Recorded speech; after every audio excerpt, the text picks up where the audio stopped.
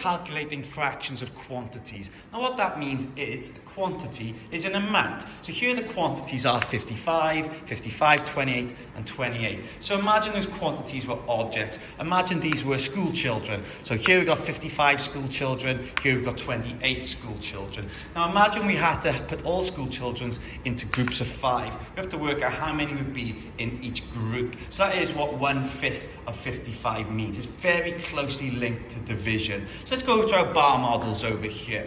So this is the first bar model, and the quantity of this bar model, the amount, is 55. So imagine 55 school children lined across this bar model. So we have to find out each groups of 5 will be worth. So let's go back. Because my denominator is 5, that means I need 5 groups. So I'm going to split this bar up and go 1, 2, 3, 4, and 5. So I have to work out here, this is 1/5 of 55, 2/5 of 55, 3/5 of 55, and so on. They're split into fifths. So I know that 11 goes into 55 5 times. So I think that every part will be worth 11.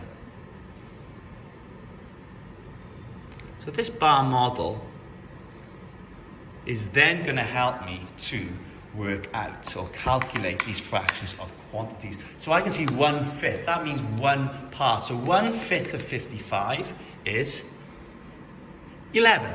By this time I have to find 3/5 of 55. So I go back over here and I go, well, 1/5 was 11, 2/5 are 22, so 3/5 are 33. So let's put that in there. So 3/5 of 55 is 33.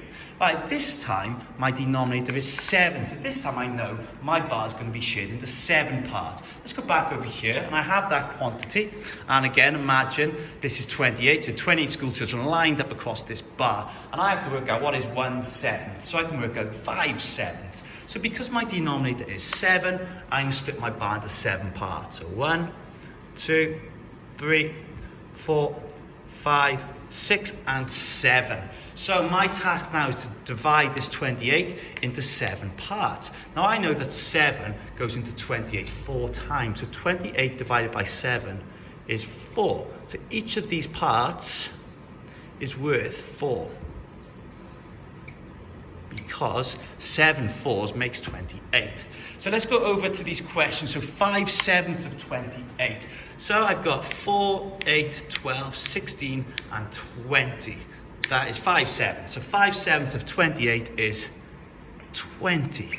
Now 7/7 means the whole amount. So 7/7 of 28 will be all of these. So 7/7 of 28 is 28. Okay, so now I want you to use your knowledge of using bar models to calculate fractions of quantities.